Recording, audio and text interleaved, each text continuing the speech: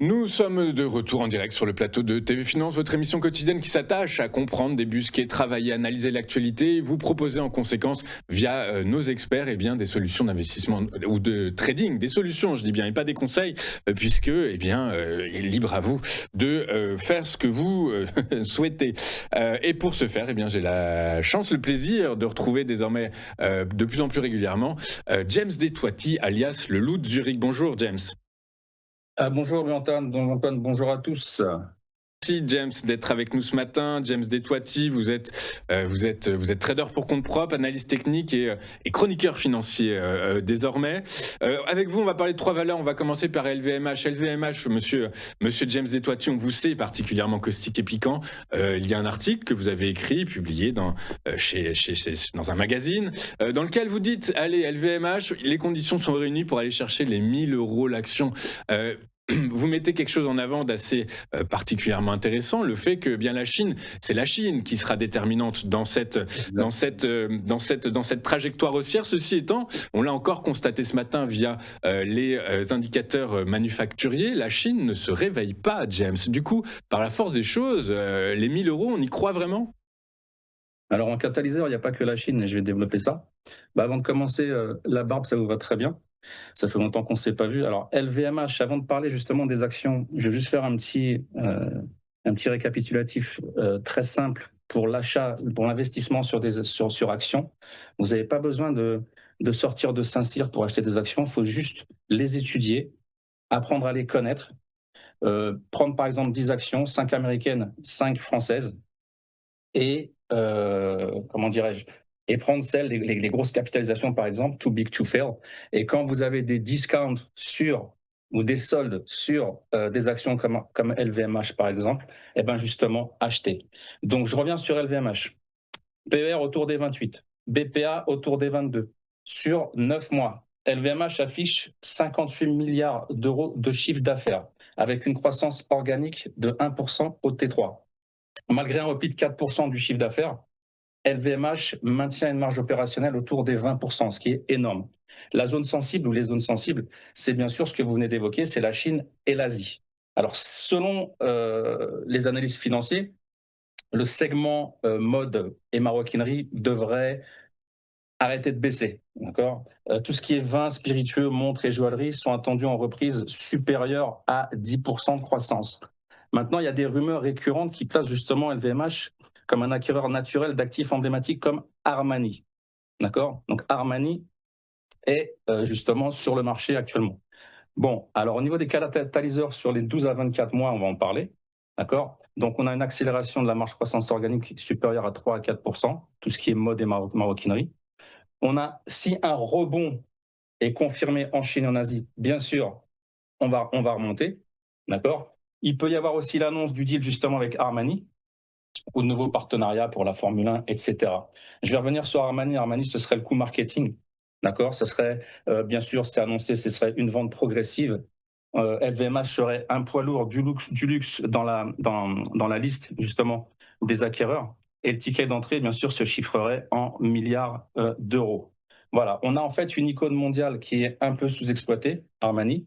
Donc imaginez, vous branchez dessus si LVMH obtient justement et arrive à acquérir Armani, vous branchez dessus la machine distribution de LVMH, le marketing, le pricing and supply du groupe, et vous laissez tourner ça pendant quelques années, et ensuite vous regardez les marges se rapprocher justement du standard maison. On va venir, pourquoi les 1000 ? Alors pourquoi les 1000 ? On va venir sur justement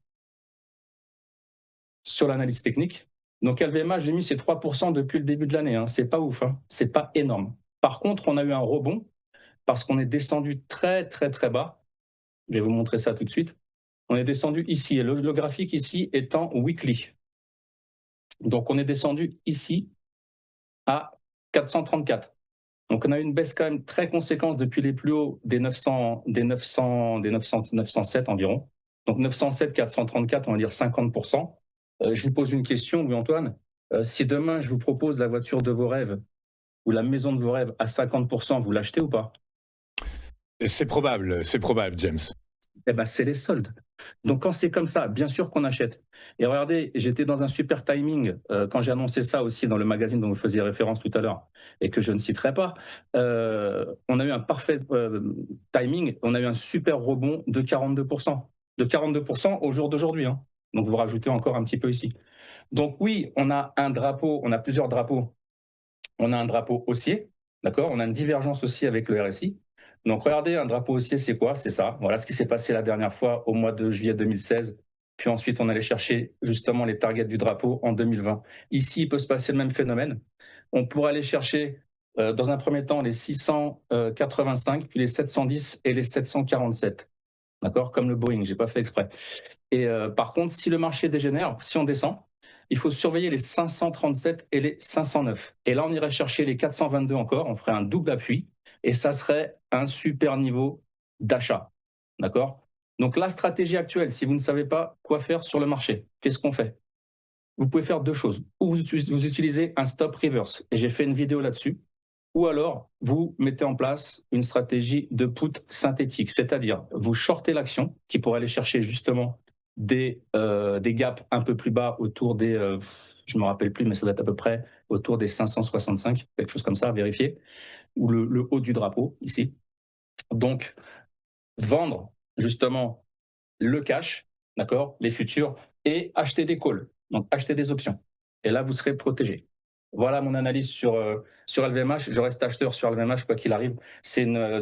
LVMH fait partie des, je crois qu'ils sont classés 17e ou 18e mondial.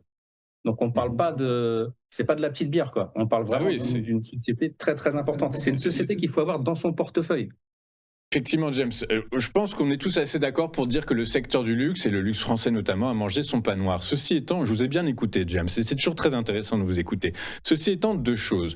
Vous nous dites, les deux catalyseurs, c'est le stimulus chinois. Il faudrait que les autorités chinoises décident de soutenir encore plus leur économie pour relancer notamment une demande intérieure à tonnes. Premier catalyseur. Deuxième catalyseur, vous nous parlez d'Armani. Pareil, j'entends très bien. Ceci étant, sur le dossier Armani, il y a d'autres candidats potentiel au rachat. LVMH n'est pas tout seul. Du coup, par la force des choses, ça reste encore assez hypothétique d'une certaine façon. Et même si effectivement le but de l'analyse, le but de l'analyse technique, l'analyse fondamentale, c'est de faire des prévisions, des modélisations, vous estimez pas quand même que c'est encore assez risqué quand même pour anticiper une hausse du cours de LVMH sur ces catalyseurs? Non, parce que si vous êtes Armani ou pas Armani, vous aimeriez faire partie justement du pool d'actions, du pool de compagnies qui appartient à cette société du luxe qui est numéro 1 mondial, d'accord, du luxe, d'accord, avec Hermès, moi je tire la bourre, mais font partie quand même des 17, c'est à peu près la 17e société la mieux cotée au monde. Voilà, donc c'est une société qu'il faut avoir dans son portefeuille. Quand on achète des actions, qu'est-ce qu'on fait? On se dit, la première chose qu'il faut savoir, le mindset, c'est quoi? C'est quelle action j'aimerais avoir dans mon portefeuille que je ne peux pas acheter parce qu'elle est trop chère actuellement. Bah là, elle n'était pas chère, elle était à 420 balles. Oui, je comprends. Donc, quand vous avez des actions pas chères comme ça, vous les mettez dans votre portefeuille. Too big to fail. Il faut exactement, c'est ça. Exactement, vous avez raison. Les analystes, ils tablent sur 700, 750 euros, excusez-moi. Donc, l'analyse que j'ai faite, elle est bonne. Maintenant, j'ai un scénario, justement, qui est haussier. Pourquoi? Parce que je disais justement tout à l'heure que LVMH, justement, c'est une expression, hein, mais tire la bourre avec Hermès. Ils aimeraient péter le plafond de verre et péter ou aller chercher les 1000 euros, justement, par action. Pourquoi? Parce qu'une fois qu'on arrivera sur les 1000, qu'est-ce qui va se passer? Il y aura beaucoup de gens qui seront placés en short, qui vont vouloir justement shorter. Mais le niveau symbolique des 1000 euros est possible. Il peut se passer beaucoup de choses. Il peut se passer beaucoup de choses en Chine.